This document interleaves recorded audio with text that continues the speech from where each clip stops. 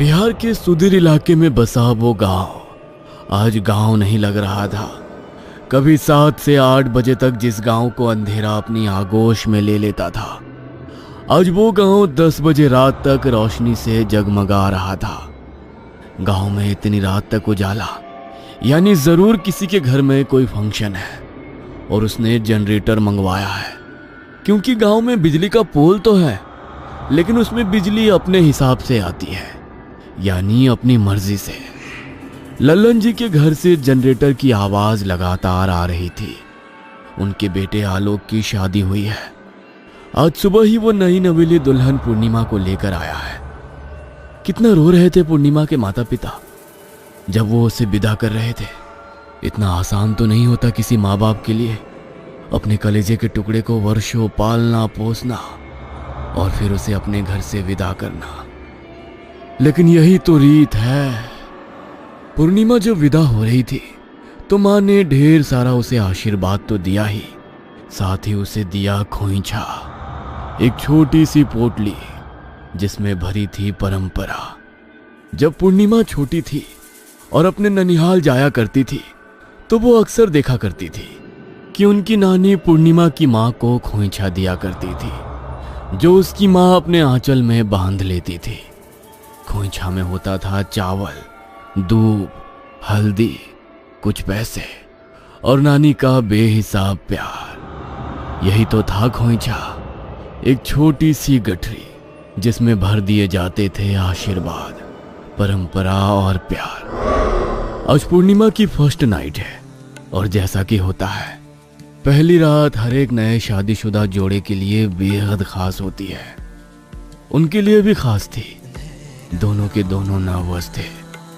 पूर्णिमा शादी के लाल जोड़े में इतनी खूबसूरत लग रही थी कि आलोक की निगाहें उससे हट ही नहीं रही थी। एक बात बोले? एगो बात कहे? अब तो हमसे ब्याह हो गया है तुम्हारा, जितना मर्जी है उतना बोलो। माँ कसम, आज तुम बहुत सुंदर लग रही हो, एकदम परी के जैसी। अच्छा, परी देखे हो तुम का? अरे देखे नहीं हो तो क्या हुआ, सुने तो हैं, किताब में पढ़े तो हैं उसका बारे में। अच्छा, का पढ़े हो? जरा हम भी तो सुने। ये कहकर पूर्णिमा ने आलोक के हाथ पर अपना हाथ रख दिया। ये पहली बार नहीं था कि पूर्णिमा ने आलोक के हाथों में अपना हाथ रख दिया था। दोनों एक दूसरे को बहुत पहले से जानते थे, हाथ पकड़कर खूब घूमते भी थे। लेकिन आज वाला एहसास एकदम डिफरेंट था। फर्स्ट नाइट की अनगिनत बातों की अभी शुरुआत ही नहीं हुई थी कि अचानक बाहर तेज बारिश शुरू हो गई। उनका कमरा दूसरी मंजिल पर था और उसकी खिड़की खुली हुई थी। बारिश के कारण पानी की बूंदें खिड़की से अंदर आने लगी थी, जिसे देखकर पूर्णिमा बिस्तर से खिड़की बंद करने के लिए उठी।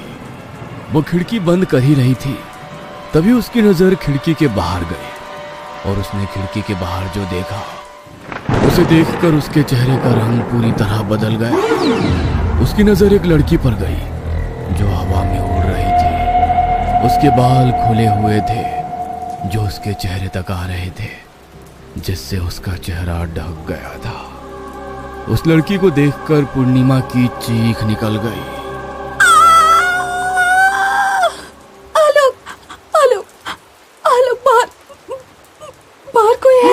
तभी हवा का एक तेज झोंका आया, जिससे लड़की के बाल उसके चेहरे से हट गए और उसका चेहरा दिखाई देने लगा। उसकी आंखें गुस्से से भरी हुई थी और वो पूर्णिमा को घूर रही थी। लेकिन उस चेहरे को देखकर तो पूर्णिमा के दिल की धड़कन और भी ज्यादा बढ़ गई। उसका चेहरा पूरी तरीके से पसीने से भीग गया। कुछ देर पहले जिस चेहरे पर रौनक थी, वो चेहरा पीला पड़ गया था। क्या हुआ पूर्णिमा? तुम इस तरह चीखी का है? कौन है बाहर? पूर्णिमा थर थर कांप रही थी। उसने आलोक की बातों का कोई जवाब नहीं दिया, बस वो बाहर की ओर घूर घूर कर देख रही थी। क्या हुआ पूर्णिमा? अरे कुछ तो बोलो ना। बाहर एक लड़की थी, वो हवा में उड़ रही थी। उसका चेहरा बिल्कुल हमरे जैसा था, एकदम हमरे जैसा, जैसे जुड़वा कोई होता है ना, वैसा ही। ये क्या बोल रही हो तुम? हम सच कह रहे हैं आलोक, अपने सर की कसम। बाहर एक लड़की थी, उसका चेहरा बिल्कुल हमरे जैसा था और वो हवा में उड़ रही थी। हमको बहुत डर लग रहा है आलोक। दोनों ये बातें कर ही रहे थे, तभी अचानक लाइट चली गई। जनरेटर अजीब सी आवाज करता हुआ बंद हो गया। पूर्णिमा ने आलोक को जोर से पकड़ लिया। अभी क्या हुआ? ये लाइट कैसे चली गई? लगता है जनरेटर में कुछ खराबी आई है या डीजल खत्म हो गया है। हम देख कर आते हैं। हम भी चलेंगे तुम्हारे साथ, हम यहाँ अकेले नहीं रहेंगे। अरे तुम क्या करोगी? तुम यहीं रुको ना, नीचे पूरी फैमिली वाले हैं। अगर तुम इस समय नीचे मेरे साथ गई तो वो बातें बनाएंगे। गजब हाल है, हमारी डर से हालत खराब है और तुम हो कि सच में तुम एकदम बैल हो। सुनो, हमारी बात समझो ना, अभी तुम नई दुल्हन हो ना। इस तरह नीचे आओगी तो बिना मतलब बातें बनेंगी। हम मोमबत्ती जला देते हैं और तुरंत आते हैं जनरेटर ठीक करके। आलोक ने मोमबत्ती जलाई और नीचे चला गया। पूर्णिमा बेचारी डर के मारे चुपचाप बैठी रही और मोमबत्ती को निहारती रही। आलोक नीचे जनरेटर के पास गया जो बंद पड़ गया था। आलोक के पिता समेत घर के कुछ लोग भी वहां खड़े थे। जनरेटर में डीजल शाम को ही डाला गया था, इसलिए उसके खत्म होने का सवाल ही नहीं था। इसलिए सभी जनरेटर वाले को गरिया रहे थे। हम कहे थे ना तुमको कि नागेंद्रवा का जनरेटर मत लो भाड़ा पर तुमको ही खुजली मची थी।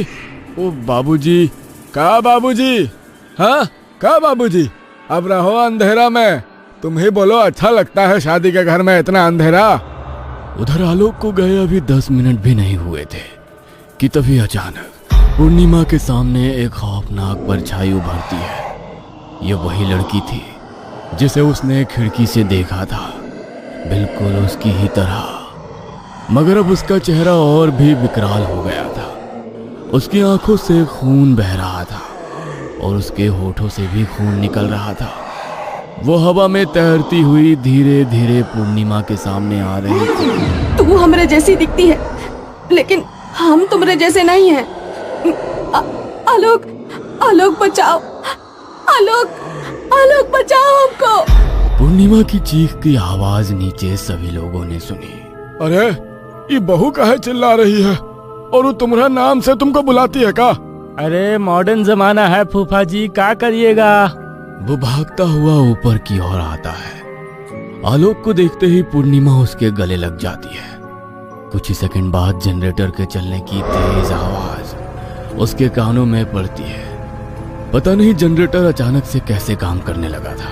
कमरा फिर से पूरी तरह रोशन हो जाता है। आलोक, आलोक वो फिर से आई थी। वो फिर से आई थी। कौन? अरे कौन आई थी? वही जिसे हमने खिड़की के बाहर देखा था। अरे अंधेरा में तुमको भ्रम हो गया है कारे? भला तुम्हारी जैसी कौन भगवान थोड़े ना बनाए हैं। ये कहकर आलोक ने पूर्णिमा को गले से लगा लिया। और पूर्णिमा, एक बात बोले, तुम जो इस तरह हमारा नाम लेकर बुलाओगी तो लोग क्या कहेंगे? जिसका जो नाम है वही लेकर न बुलाते हैं, इसमें हमरा का गलती? अरे गलती नहीं है रे, पर तुमको पता है ना, गांव वाला लोग का दिमाग अभी बैकवर्ड है रे। रहने दो, हमको ढेर मत सिखाओ। तुम हमारे आलोक हो। आलोक बोलो, जरा से चिल्ला के बोले तुम्हारा नाम। ये कहकर पूर्णिमा ने अपना बड़ा सा मुंह आलोक को चिढ़ाने के लिए खोला। उसकी इस हरकत को देखकर आलोक ने अपना हाथ उसके मुंह पर रखा, लेकिन तभी पता नहीं ऐसा क्या हुआ कि पूर्णिमा ने आलोक के हाथ को जबरदस्ती काटना शुरू कर दिया। पहले तो आलोक को लगा कि पूर्णिमा मजाक कर रही है, लेकिन जब उसके दांत उसे चुभने लगे और उसके काटने से उसके हाथ से खून निकलने लगा तो उसने पूर्णिमा को जोर का धक्का दिया। पूर्णिमा, ये क्या कर रही हो तुम? आलोक के धक्के से पूर्णिमा दूर जा गिरी। उसका सिर दीवार से जा लगा था। सिर से खून भी निकल रहा था, लेकिन उस पर इस बात का कोई फर्क नहीं पड़ा। वो उल्टा और जोर जोर से हंसने लगी, खिलखिलाकर। कुछ देर बाद तो उसकी हंसी और भी ज्यादा भयानक हंसी में बदल गई। उसकी हंसी का आवाज सुनकर नीचे से आलोक का पूरा परिवार, उसके रिश्तेदार सभी भागते हुए वहां आए। उन सभी लोगों ने पूर्णिमा की ऐसी हालत देखी तो वे सब डर गए। किसी को कुछ समझ में नहीं आ रहा था कि आखिर एकाएक पूर्णिमा को क्या हो गया है। आलोक और पूर्णिमा की वो पहली रात बहुत लंबी रात थी। पूर्णिमा हंसते हंसते बेहोश हो गई। अगली सुबह बहुत सारे सवालों को लेकर आई थी, लेकिन उन सवालों का जवाब किसी के पास नहीं था। पूर्णिमा अपने कमरे में थी। उसे कल की कोई भी बात याद नहीं थी। आलोक के सामने तो नहीं, लेकिन पीठ पीछे उसके रिश्तेदार पूर्णिमा के बारे में कुछ कुछ बातें करने लगे। कुछ तो उसकी मानसिक हालत पर भी सवाल उठाने लगे। हमको तो कुछ बुझा नहीं रही है बुआ। पूर्णिमा के बारे में सब पहले से पता तो किया था ना तुम लोगों ने? कहाँ पता करना है, हैं? हमारी बहू को कुछ नहीं हुआ है, तुम लोग अपना ढेर दिमाग मत लगाओ। उसी दोपहर की बात है। बहुत ही खामोश थी वो दोपहर। पूर्णिमा अभी भी अपने कमरे में थी।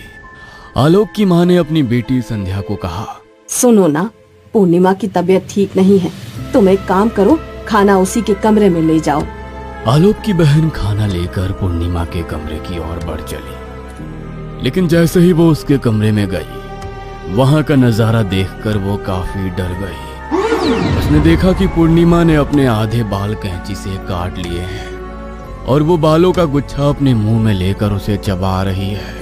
आलोक की बहन ने जब ये सब देखा तो उसके मुंह से चीख निकल गई। उसी रात की बात है।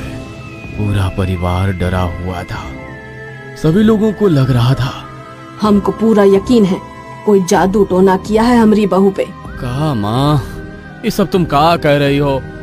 जो कह रहे हैं वो सुनो। तुम लोग जो इसे डॉक्टर के पास ले जाने की सोच रहे हो, उससे कुछ नहीं होगा। इसे किसी तांत्रिक या ओझा के पास ले जाना होगा। लेकिन आलोक जिद पर अड़ा रहा। अगले दिन पूर्णिमा को शहर के अस्पताल ले जाया गया। डॉक्टर ने जांच पड़ताल की, लेकिन उन्हें कोई भी प्रॉब्लम नजर नहीं आई। पूर्णिमा वापस अपने ससुराल लौट आई। 2 दिन तक सब कुछ सामान्य रहा, लेकिन 2 दिन के बाद की बात है। दोपहर में सभी लोग खाना खाने बैठे थे। आलोक की माँ ने आलोक को कहा कि वो बहू को नीचे बुला ले आए। आलोक पूर्णिमा को बुलाने उसके कमरे में गया, लेकिन वो तो अपने कमरे में थी ही नहीं। आलोक ने पूरा घर छान मारा, लेकिन वो नहीं मिली। अम्मा, बाबूजी, पूर्णिमा अपने कमरे में नहीं है। कमरे में नहीं है का मतलब? कहाँ गई वो? अरे बाथरूम गई होगी। अम्मा, हम सब जगह ढूंढ लिए उसको, लेकिन वो नहीं मिली। आलोक ये बात अपनी माँ से कह ही रहा था। तभी आलोक की बहन संध्या की चीख उन्हें सुनाई पड़ी। सभी लोग घबरा गए। संध्या की आवाज घर के पीछे बने कुएं के पास से आ रही थी। भैया, आलोक भैया, जल्दी आओ, जल्दी यहाँ आओ, भाभी को देखो, ये कैसी हरकत कर रही है। पूर्णिमा घर के पीछे बने कुएं में उल्टी लटकी हुई थी। कुएं के अंदर उसकी परछाई दिख रही थी, जो बहुत ही भयानक लग रही थी, और वो अपनी परछाई से ही हंस हंस कर बातें कर रही थी। आलोक और उसके परिवार वाले जैसे ही वहां आए और उन्होंने पूर्णिमा को पुकारा, पूर्णिमा ने गुस्से से ऊपर की ओर देखा। उसने कुएं के ऊपर जो अपनी पैर फंसा रखे थे उसे ढीला छोड़ा और कुएं में छलांग लगा दी। आलोक ने भी एक पल की देरी नहीं की और वो भी कुएं में कूद पड़ा। पूर्णिमा बिस्तर पर पड़ी थी। आलोक उसे लगातार घूरे जा रहा था। उसे समझ नहीं आ रहा था कि आखिर उसकी पूर्णिमा को किसकी नजर लग गई थी। वो बार बार भगवान की मूर्ति के पास जाता और हाथ जोड़कर उनसे प्रार्थना करता कि पूर्णिमा ठीक हो जाए। उसके बाद 2 दिन तक पूर्णिमा बिल्कुल नॉर्मल रही। ऐसा लगा कि सब कुछ ठीक हो गया हो। पूर्णिमा को किसी ने कुएं वाली बात याद नहीं दिलाई। आलोक भी अब खुश था, लेकिन उसी रात। तुम ठीक हो ना पूर्णिमा? खुश हो ना? ये कैसा सवाल है आलोक? तुम हमरे पास बैठे हो, तुम्हारा हाथ हमरे हाथ में है, तो हम ठीक नहीं रहेंगे। ऐसा फालतू सवाल हमसे मत पूछा करो। बाप रे, इतना गुस्सा। अच्छा पूर्णिमा, तुमको याद है अपना पहला मुलाकात? नहीं, हमको कुछ याद नहीं है। अरे बाबा, माफ कर दो हमको। अब हम तुमसे वैसा सवाल नहीं पूछेंगे। माफी ऐसे मांगते हैं? तुम भी ना एकदम बैल हो, बैल। अरे ब्याह हो गया है अपना, थोड़ा चुम्मा उम्मा लो, गले वाले लगाओ, तब ना हम माफ करेंगे। पूर्णिमा की बातों को सुनकर आलोक के चेहरे पर हंसी आ गई और वो पुराने दिनों की याद में खो गया। आलोक अपनी नई हीरो होंडा मोटरसाइकिल से गांव से शहर की ओर जा रहा था। शहर के कॉलेज में उसका एडमिशन हो गया था। उसकी बाइक अब गांव को शहर से जोड़ने वाली सड़क पर आ चुकी थी। जैसे ही वो सड़क पर पहुंचा, उसने देखा कि गांव की अस्थाई से बस स्टैंड पर एक खटारा बस खड़ी है, लाल रंग की बस। गांव के लोग अक्सर उसी बस से शहर जाते थे, क्योंकि वही एक बस थी जो उसके गांव से होकर गुजरती थी। तभी उसने देखा कि एक बहुत ही सुंदर लड़की अपने पिताजी के साथ भागी भागी बस की ओर आ रही थी। क्या नैन नक्श थे उसके। आलोक पहली बार में ही उस लड़की पर फिदा हो गया था। वो उस लड़की को घूर ही रहा था कि वो अपने पिता के साथ बस में सवार हो गई। बस तुरंत ही वहां से चल दी। ये आलोक और पूर्णिमा की पहली मुलाकात थी। पूर्णिमा ने तो आलोक को नहीं देखा था, लेकिन आलोक की आंखों में उसकी तस्वीर बस गई थी। 3 दिन आलोक उसी लड़की के ख्वाब में खोया रहा। वो किसी भी तरह उससे मिलना चाहता था।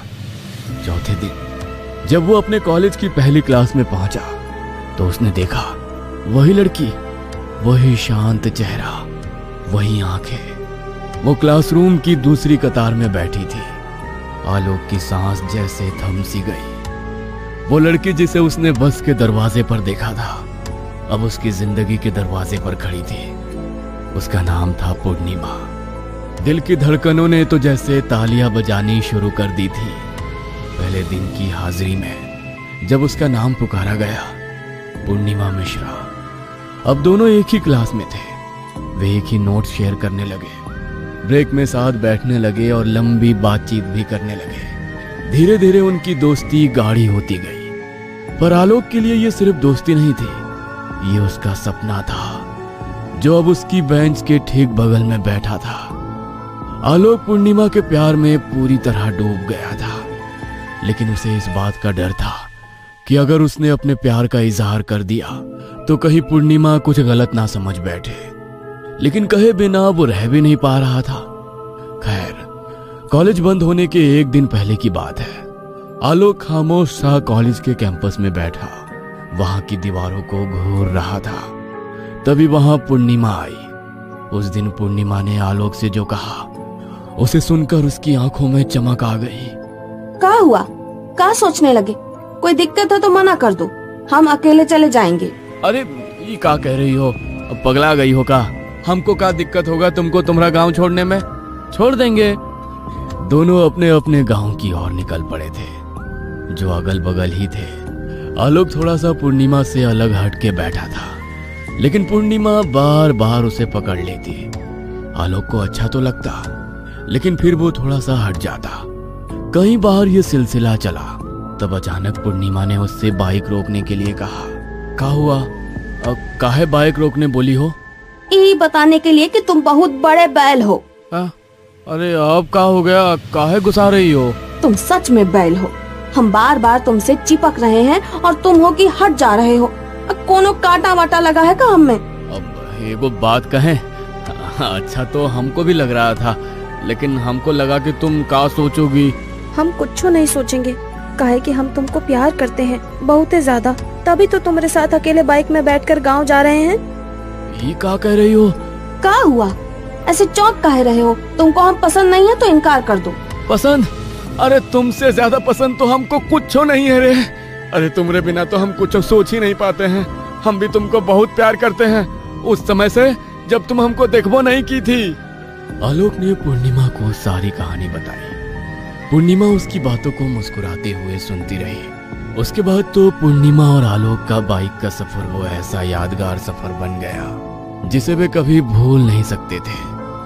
छुट्टियों से लौटने के बाद तो दोनों का प्यार अलग ही लेवल पर चल गया, और वो लेवल था एक दूसरे के बिना एक सेकंड भी नहीं रह पाना।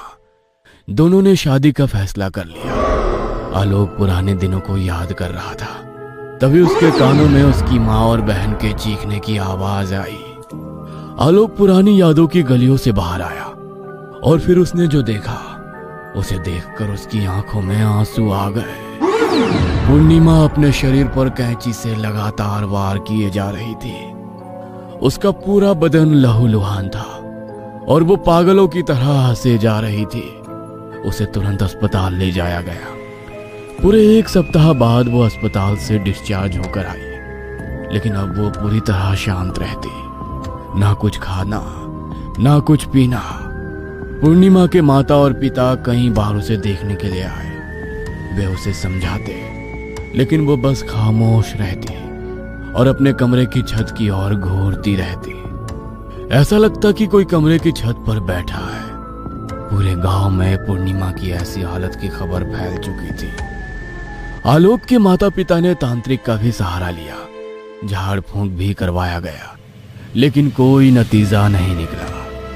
आलोक पूरी तरह टूट गया था। वो बस किसी तरह पूर्णिमा को फिर से पहले की तरह देखना चाहता था, लेकिन ऐसा संभव नहीं हो पा रहा था। वो बेचारा रात दिन रोता रहता। वो पल पल अपनी प्रेमिका, जो अब उसकी पत्नी भी थी, उसको तिल तिल कर मरते हुए देख रहा था। पूर्णिमा की माता पिता की आंखें भी हमेशा भरी रहती। एक रात की बात है, वे दोनों गहरी नींद में थे। तभी उन्हें एहसास हुआ कि पूर्णिमा वहां आई है और उनसे रोते हुए कह रही है, बाबूजी, अम्मा, हमको बचा लो, हमको जीना है, हमको मरना नहीं है, हमको हमारे आलोक के साथ खुशी खुशी रहना है। ए अम्मा, ए बाबूजी, कुछ करिए ना। बचपन में हमको कुछ होता था तो आप लोग हर वो कुछ करते थे जिससे हम ठीक हो जाते। अब काहे नहीं कर रहे हैं? हाँ, बोलिए ना, हमको बचा लीजिए ना, नहीं तो वो हमको मार देगी। वो हमरे जैसी दिखती है बाबूजी, वो हमरे जैसी दिखती है अम्मा। रात के 2:30 बज रहे थे। पूर्णिमा की माँ और बाबूजी अपनी बेटी के लिए बहुत ही परेशान थे। उनकी शादी के 10 साल बाद पूर्णिमा का जन्म हुआ था। ना जाने कितनी मन्नतें, कितनी दुआएं उसके माँ बाप ने एक औलाद के लिए मांगी थी। बहुत ही लाड़ प्यार में पली थी वो। पूर्णिमा को कुछ भी होता तो दोनों की जान निकल जाती। पुराने दिनों को वो दोनों याद कर ही रहे थे। तभी उनके घर के दरवाजे पर किसी के खटखटाने की आवाज आई। अरे, इतनी रात को कौन होगा? तमाम आशंकाओं के बीच उन्होंने दरवाजा खोला। दरवाजे पर पिंटू था। पिंटू आलोक के परिवार का नौकर था। बाबूजी, जल्दी चलिए, बहू रानी ने अनर्थ कर दिया है। आलोक के घर के बाहर चीख पुकार मची हुई थी। आलोक उस तरफ फूट फूट कर रो रहा था, जैसे कोई छोटा बच्चा तब रोता है जब उसकी कोई कीमती चीज खो जाती है। पूर्णिमा का शरीर घर के बाहर लगे आम के पेड़ पर लटका हुआ था। उसने फांसी लगा ली थी। चिता पर लेटी हुई पूर्णिमा का चेहरा अजीब सी खामोशी ओढ़े हुए था। जिस लाल जोड़े में आलोक उसे लेकर आया था, वो उसी लाल जोड़े में चिता पर लेटी हुई थी। आलोक ने जब उसे मुखाग्नि दी तो उसे ऐसा लगा कि वो उसके बगल में आकर खड़ी हो गई है और उससे कह रही हो, तुम एकदम बैल हो का? आए, हमको विदा कर रहे हो? ऐसे ही चुम्मा ले लो ना एक बार, फिर हम तो राख हो जाएंगे। फिर किसको चुम्मा लोगे, किसको गले लगाओगे? आलोक का सब कुछ खत्म हो गया था। पूर्णिमा के बिना उसका दिल बिल्कुल नहीं लगता था। उसे हमेशा ऐसा लगता कि पूर्णिमा उसे बुला रही है। 2 दिन बाद आलोक भी अपनी पूर्णिमा के पास हमेशा के लिए चला गया। पूर्णिमा की मौत के 3रे दिन की बात है। आधी रात का समय था। उस दिन जोरों की बारिश हो रही थी। पूर्णिमा के माता और पिता सोने की कोशिश कर रहे थे, लेकिन उन्हें नींद नहीं आ रही थी। दोनों की आंखों से लगातार आंसू बहे जा रहे थे। ये सब का हो गया रे? हमरे सामने हमरी बेटी, हमरी इकलौती बेटी मर गई, हमारा दामाद मर गया और हम कुछ ना कर पाए। तभी जोरों की हवा से उनके कमरे की खिड़की खुल गई। पूर्णिमा के पिता खिड़की बंद करने के लिए उठने ही वाले थे, तभी एक साया उनके घर के अंदर प्रवेश कर गया। बहुत ही भयानक चेहरा था उसका। वो कोई और नहीं, उनकी बेटी पूर्णिमा थी, जो रो रही थी। अम्मा, बाबूजी, सोए नहीं हैं आप लोग अभी तक? काहे अम्मा, काहे बाबूजी, कहा हुआ? अच्छा, हमको याद कर रहे हैं आप लोग। बाबूजी, अम्मा, एक बात कहें, आप लोग काहे नहीं बचाए हमको? बोलिए ना, हर बार हर मुसीबत हर बीमारी में आप दोनों साथ थे, फिर इस बार काहे नहीं बचाए? बेटी, हम कैसे बचाते तुमको? हाँ, ये भी सही है, आप दोनों कैसे बचाते हमको, क्योंकि हमको मारने का इंतजाम तो आप दोनों ने ही किया था। ये आप कहा कर रहे हैं? दिमाग तो ठीक है ना आपका? हाँ ठीक है हमरा दिमाग, और तुम भी इसे ठीक कर लो। ठीक है कि पूर्णिमा हमारी इकलौती बेटी है, इसका क्या मतलब हम लोग कोई भी फैसला ले लें? अरे गांव बिरादरी का जानती हो ना, अरे जीने नहीं देंगे वो हम लोगों को। पता है ना, वो लड़का जिसने इसे प्यार के जाल में फंसाया है वो दूसरी जात का है। हाँ तो क्या हुआ, है तो इंसान ही। देखो, भावुक होकर मत सोचो। एक ऊंची जात की लड़की किसी दूसरे जात में बिहाएगी तो पता है ना क्या होगा। तो फिर आपने शादी के लिए हाँ क्यों कर दी? हाँ तो हम क्या करते? तुम देखी नहीं कैसे चाकू हाथ में लेकर उस दिन वो बैठ गई थी और कह रही थी हमारी शादी आलोक से नहीं करेंगे तो हम नस काट लेंगे। पूर्णिमा के माता और पिता एक अजीब सी दुविधा में थे। वो बेटी से प्यार तो करते थे, लेकिन बिरादरी से बगावत करने की उनमें हिम्मत नहीं थी। वो उसे गला घोंट कर मार तो नहीं सकते थे, लेकिन उसकी मौत का उन्होंने पूरा इंतजाम कर दिया था, और इसके लिए उन्होंने सहारा लिया था खोइछा का। खोइछा कोई साधारण रस्म नहीं है, ये तो मायके की वो आखिरी चिट्ठी होती है जो माँ अपनी बेटी के आंचल में चुपचाप बांध देती है, बिना कुछ कहे, बिना कुछ बोले, बस आंखों की नमी से, चाहे शादी की विदाई हो या कोई तीज त्योहार। मैंने तांत्रिक से बात कर ली है, हमें बस पूर्णिमा के खोइछा में अन्य सामग्रियों के साथ कुछ और चीजें भी डालनी है जो तांत्रिक हमें देगा। हम ठीक तो कर रहे हैं ना जी। इस तरह गांव बिरादरी समाज की चिंता में अपनी बेटी का जीवन बर्बाद करना क्या सही है? पता नहीं, पर कोई चारा नहीं है। अगर नहीं करेंगे तो फिर वर्षों की हमारी और हमारी पुरखों की इज्जत मिट्टी में मिल जाएगी। इंसान रोटी के बिना जी लेगा, लेकिन इज्जत के बिना कैसे जिएगा? हाँ, हमें यह करना ही होगा। तांत्रिक की दी गई सारी सामग्री एक माँ ने अपनी बेटी के खोइछे में बांध दी। जिस खोइछे में उसे आशीर्वाद बांधना था, उसने मौत बांध दी। अम्मा, बाबूजी, अब क्यों दुखी हैं आप लोग? गांव समाज बिरादरी के लिए ही तो ये सब किया आपने। शादी तो करा दी हमारी जिद पर, लेकिन कभी दिल से आशीर्वाद नहीं दिया। अपनी बेटी का खून कर दिया आपने, खून। खोइछा की परंपरा को भी बदनाम कर दिया। अरे ये कैसा समाज है, ये कैसी परंपरा है जहाँ कोई अपनी मर्जी से प्यार भी नहीं कर सकता? हम क्यों आपके घर जन्मे? क्यों? आप जैसे लोगों की गोद हमेशा सूनी रहनी चाहिए। पूर्णिमा के माता पिता के पास कोई जवाब नहीं था। वो बस अपनी उस बेटी की बात को सुन रहे थे जो अब इस दुनिया में नहीं थी। वे दोनों बस उससे माफी ही मांग सकते थे, जिसकी उन्होंने कोशिश भी की, लेकिन पूर्णिमा कहाँ थी उनकी माफी को सुनने के लिए? वो तो चली गई थी इस बेदर्द दुनिया से बहुत दूर, और छोड़ गई थी सन्नाटा और सवाल। ये कहानी आपको अच्छी लगी हो तो हमें सब्सक्राइब करें, हमारा इंस्टाग्राम और फेसबुक पेज जरूर फॉलो करें। और हाँ दोस्तों, सब्सक्राइब करना भूलना मत।